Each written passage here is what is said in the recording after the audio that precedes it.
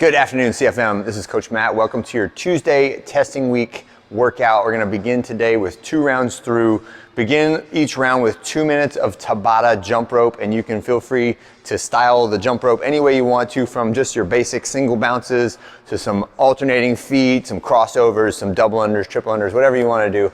But move your feet, jump up and down for 2 minutes on a Tabata interval, which is a 20 seconds of work and 10 seconds of rest interval, okay? Heart rate should be up after that. When you finish that, band pull down from the rig. So you can do this from either like a high position around your shoulders, or you can hang it from one of the pull-up bars. But I want to see your palms facing up on this one, and I want you to push your butt back, right? So we're almost in a vertical pulling position, and I'm just kind of pulling it to my chest or to my collarbones, up overhead, pull to my chest, up overhead, pull to my chest. The higher up the band is, the less you got to move back. But emphasis there is I want your arm in line with your torso at the top, and we are pulling as opposed to sweeping downward, right? So you should involve the biceps and the lats on that pull down. Next one is a couple of ground complexes. So seal, cat, cow is the first one, and then we're gonna go down to the ground for some scorpion stretches after that, right?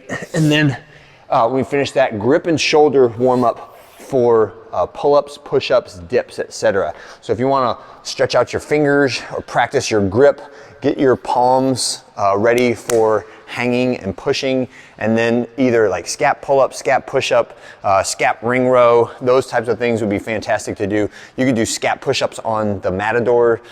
Any of those are fine, but warm up the muscles that position your shoulder blade for most effective pulling and pushing, right? And then we'll get into the benchmarks today. The benchmarks are all body weight or a version of a body weight exercise, okay? So we move from weighted pull-ups, weighted dips, to ring dips for reps and pull-ups for reps, and then finish with what should be the easiest one, which is push-ups for reps. And all of those should be scaled in the normal way that we scale the movements, right? So we look at how many reps you would like to do, or how much the relative difficulty should be on each of the exercises, and then we assign a resistance level that is appropriate for that. So if like on a high rep workout, I would say the resistance level should be much lighter. This is the opposite of that. This is a very low rep workout where we're working on strength, and we're trying to find a maximal lift on each of those, right? So for the pull-up, right, it could be a single strict pull-up is what we're going for. Or you could have the belt with chain and a kettlebell hanging from it, and we're doing a single pull-up with a 26-pound kettlebell. Maybe more than that. Same thing on the dips, same thing on the ring dips, right? So you can choose, and I honestly don't expect everyone to get all 5 of the max outs on this one today. I would rather you pick a few of those. Make sure you pick at least 1 pulling and 1 pushing benchmark, and you'll probably have time for 3 if you want to. And I strongly recommend everyone get the max rep push-ups at the end, because that's just a really good workout, and it's good to test yourself and to see how many you can do without stopping, right?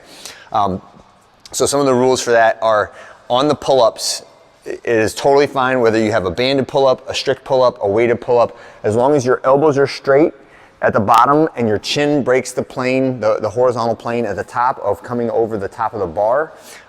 It doesn't matter if your hands are facing away, facing towards you, if they're alternated grip, if they're close, if they're wide, right? Each of those works a slightly different grouping of muscles, and all of them can be, you could have an advantage with your hands facing away. Some people have an advantage with their hands facing toward. I like to do an alternating grip on like the same that I use on a heavy deadlift, right? Even though the bar doesn't spin, it just feels better for me that way. But I recommend that you try a couple different types of grips. So the other ones are dips. Ring dips and Matador dips are the other 2. So at the bottom of the dip, whether you are doing a Matador or the rings, just make sure that your shoulders get below your elbows, right? So make sure we're not at the bottom with our shoulders above the elbows, or the upper arm is not parallel to the ground or lower, right? But that's where we should be. And then at the top, the elbows should be straight with your hands outside your waist, right? So make sure your hands stay really close to your waist. We don't want them spread out like that. want them like really tight to your body, and try to get your thumbs turned out away from the center line at the top. The weighted dips can feel interesting, so make sure that if you're interested in trying that, progressively go heavier and heavier on it. Don't just throw the 45-pound plate on the chain and hope for the best, all right? Let's see, I think that's it for today. All right, have a great one. I'll see you on Wednesday.